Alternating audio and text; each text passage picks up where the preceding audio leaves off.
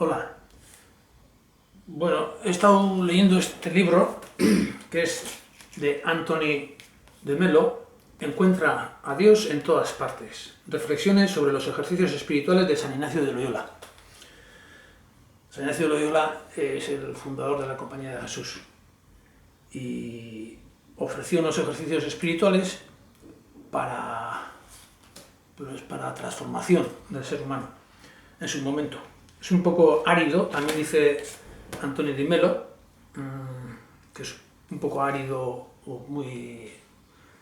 Claro, digamos que la literatura de aquella época con la literatura de hoy en día, y pues hay mucha... nos da otras visiones, otra forma de entender cada cosa. Y Anthony de Melo es uno de los grandes, es jesuita, hindú, es uno de los grandes del siglo pasado, que tiene bastantes libros. Y este libro ha salido, según, pues ha salido en castellano ahora, pues en febrero. Aquí, primera edición, febrero de 2020.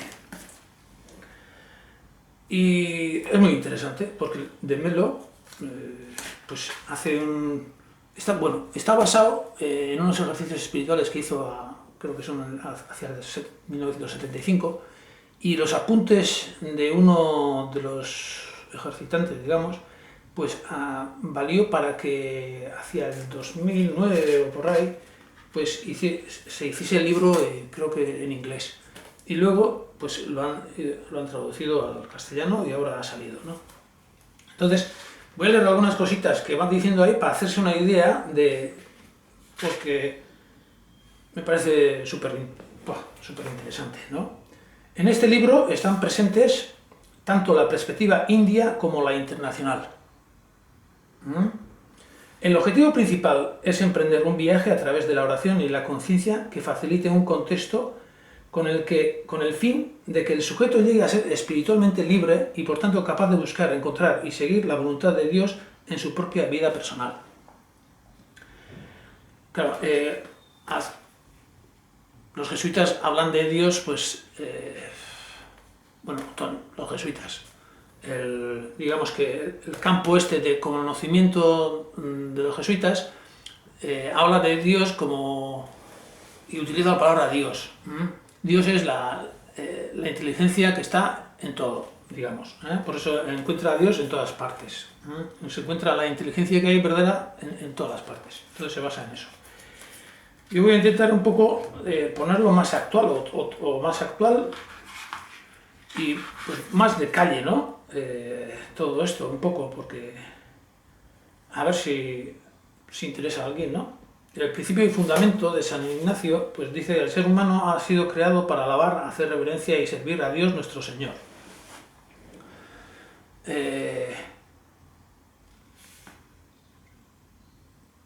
Y claro, o sea, este es el objetivo que tiene que tener. Quiere decir como algo como voy a vivir en un agradecimiento total hacia la existencia, y entonces cada cosa relativa a la existencia, que son las experiencias de la vida, adquieren otro cariz, otra forma de ver.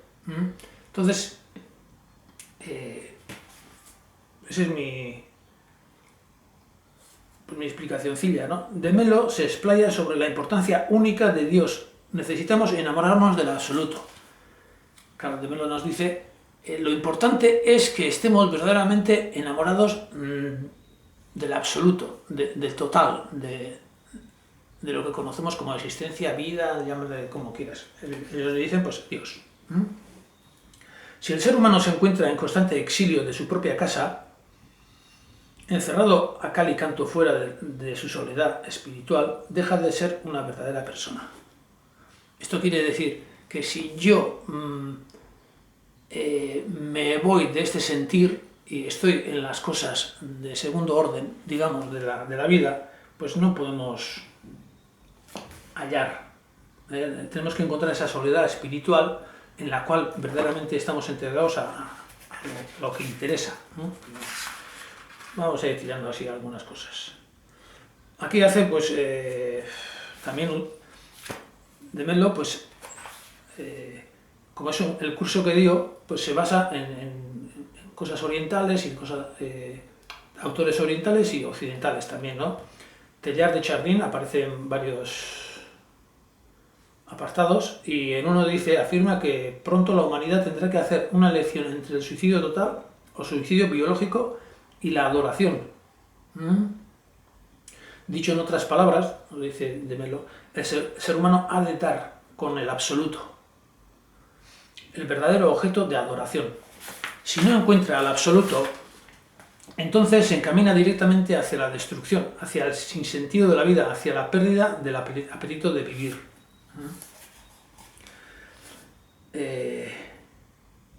Aquí es de decir y es una cita que tengo sacada, si la gente no siente la necesidad de ser salvada, la salvación carece de todo sentido. ¿Qué quiero? Esto es en la página 41. ¿Qué quiero decir? Esta es, si uno no se da cuenta de lo irracional en la cual estamos los seres humanos, lo irracional en lo que estamos, pues no nos estamos, claro, esto de hablar de estas cosas carece totalmente de sentido. Vamos a seguir por adelante, a ver qué cosas encontramos por aquí. Por ejemplo, el pecado, habla del pecado. ¿Qué sería el pecado? El pecado es negarse a seguir creciendo, es la negativa a amar, a comprometerse, a preocuparse por los demás y a correr riesgos. Por esta razón, muchas parábolas condenan la negativa a crecer y a arriesgarse. Esto nos dice de Menlo. Esto es como la existencia en sí nos ha dado unas capacidades, unos dones para ejercitarlos. Si en la medida en que yo no ejercito esos dones, pues estoy haciendo como un agravio a mi ser. Entonces, al agraviarme a mí mismo, pues siento una discapacidad de mí, que me hace, y el efecto de esa discapacidad, de valorarme a mí mismo, eso es un pecado. Entonces, eso es, el sufrimiento surge ahí, digamos, ¿no? Me hago yo mismo culpable, inconscientemente. Vamos a seguir por aquí, a ver qué cosas más es.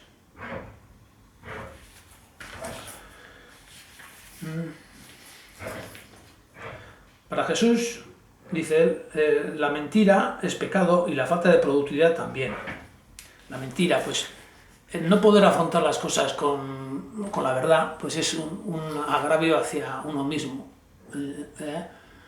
Y también nunca, claro, si yo mismo no me siento capacitado, no rendiré todo lo que, con toda la magnificencia, digamos, que puedo ejercer las cosas.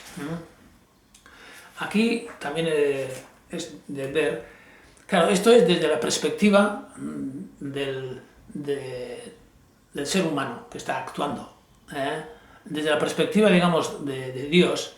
Dios nos deja nuestra libre elección, digamos, o, venga, o sea, es como, Él está en un dar, o sea, no está en un pedir. Entonces, siempre te da lo que tú le pides, pero lo tienes que pedir verdaderamente. Entonces, el pecado es como una petición de algo, digo yo, ay, no soy capaz. Pues bueno, pues entonces no eres capaz.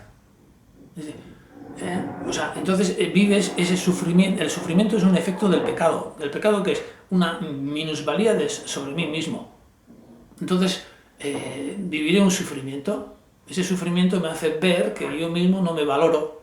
Entonces, es ese juego que resulta paradójico, digamos, desde una mente que está en esa incapacidad ante la vida.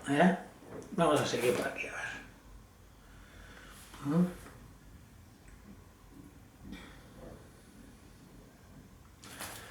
Pues a ver. A ver, dice una cosa bastante interesante, ¿no? Sin el pecado no experimentaríamos el éxtasis, la agonía del amor de Dios. ¿Por qué eligió Dios hacerlo de esta manera? Se pregunta de Melo, ¿no? Y su contestación es, solo Él lo sabe. Si nos entran ganas de jurar y maldecirlo, hagámoslo. Dejemos que aflore lo que albergamos en nuestro interior. Esto es, si estoy metido en mi potencia, ¿no? Pues lo tengo que soltar. O sea, es lo soltar y decirlo, expresarlo, no en las obras, sino esto en una expresión de uno hacia sí mismo, ¿no? O hacia sí mismo, al ser a sí mismo, es hacia la vida misma. Es posible que entonces, dice, veamos las cosas algo mejor, con más claridad.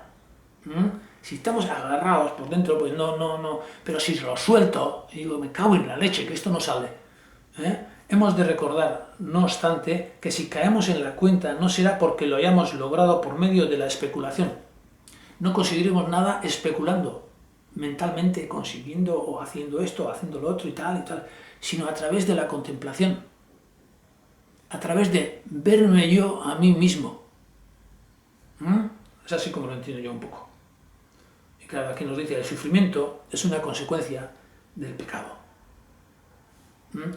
De haber actuado con mentira hacia mis congéneres, hacia la vida misma, y también no sentirme capaz de, ante las cosas a afrontar en la vida. En realidad Dios nos está dando todo lo que puede dar, que no sé yo todo lo que nos da, pero aquí dicen que además es un despilfarrador.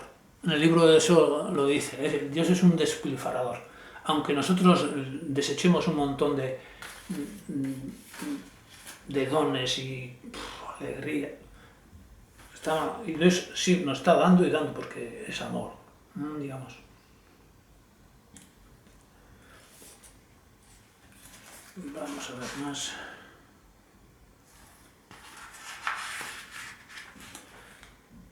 También, ahora me acuerdo yo, tiene una frase muy buena que habla sobre, digamos que según como el corazón se vuelve, la mente se vuelve esclava del corazón. Aquí siempre, no sé, hay una tendencia a hablar del corazón como algo bueno, ¿no? Pues aquí el corazón, digamos que es el sistema de creencias en el cual estamos anclados.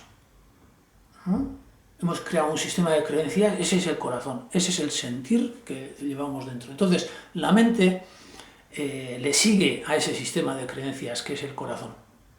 Y entonces se convierte en esclava del corazón. Entonces, la mente siempre está intentando defender aquello que yo he ido decidiendo como verdadero.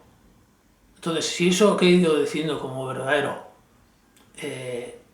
pues tiene falsedades, me va a hacer sentir eso, tendré un corazón que siente dolor por cosas, por aquello, por lo otro, y es porque mi corazón es mi sistema de creencias. Y eso me parece muy valioso, porque el sistema de creencias al cual dice que hay que llegar a través de estos ejercicios que son de unas 4 semanas, y va con diferentes apartados. No me voy a meter mucho en los apartados, eso sí, con la metodología. Más quiero, a través de este vídeo pequeñito, expresar las nociones en las cuales está para, si alguien quiere todavía, pues profundizar más, ¿no? Claro, también nos dice que todas las cosas son fruto. O sea, no es algo, como decíamos, ¿no?, que vamos a conseguir por especular mentalmente, conseguir. No. Va a ser un fruto, y el fruto que es una maduración de cualquier cosa, que es de un don divino. Nos será otorgado por Dios, siempre. En la medida en que yo me deje a la verdad, o lo que sea, que sería dejar fluir, Lo que se dice como fluir. Pues es no actuar desde desde mi mente errónea. Sobre la mente errónea, a ver si encuentro esto, es muy bonito también, porque se puede hacer, o sea, se puede aplicar la no dualidad en muchas cosas, con lo que se conoce como no dualidad hoy en día. Aquí dice la actuación por los dos espíritus. Digamos que está el Espíritu Santo, el buen espíritu, y está Lucifer, o llámale el espíritu malo, llámalo ego. Entonces, siempre, ante cualquier cosa, estamos actuando desde un espíritu, y ese espíritu tiene una forma de manifestarse. ¿Dónde lo podemos detectar? Lo detectamos con el sentir. Si estamos muy desapegados del sentir, por ejemplo, cuando uno aprende a saber, voy un poco mezclando porque todo va a cogerlo, ¿no? Uno está a gusto, digamos, está consolado, le llaman ellos. Estás bien, a gusto ante las cosas, sin una perspectiva de conseguir algo. Eso nos puede hacer sentir e inconscientemente estar esperando al partido de fútbol del fin de semana. No, es una consolación o sentirte bien sin más. Hay una desolación, estar mal, depresiones, angustias, pues todo eso es sentirse mal. Entonces, hay otro sentir que es no saber distinguir entre me siento mal y estoy a gusto. Entonces, eso es ya muy grave. La sociedad, la mayoría de la gente está bastante grave en ese aspecto. Y de ese grave suele pasar a estar desolado y estar medicado. Y todas las adicciones surgen de esa desolación que es inconsciente, y si se vuelve consciente, pues se va al médico y te dan pastillas o cosas de estas. Estás desolado y uno se cree que tiene un mal de no sé qué, otro mal de no sé cuánto, pero estás desolado. Entonces, el juego está ahí, en ir sabiendo, discerniendo, ¿no?, el sentir. Entonces, cada cosa que vayamos a hacer, dice que actuamos a través del Espíritu Santo o a través de Lucifer. Entonces yo tengo que elegir. Por ejemplo, dicho así rápidamente, sería si cuando tengo que hacer algo digo, no sé si soy capaz, esto va a ser grande para mí, lo empiezo un poco con, ostras, con un punto de humildad.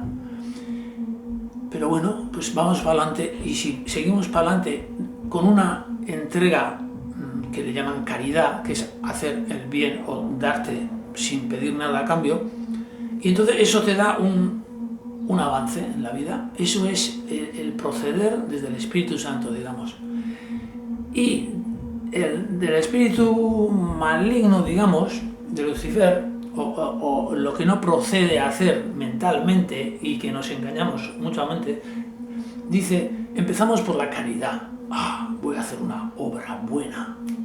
Y entonces empiezo a maquinar cómo hacer esa obra buena. Entonces la obra buena, entonces el segundo paso es nos encontramos con problemas porque no colaboran.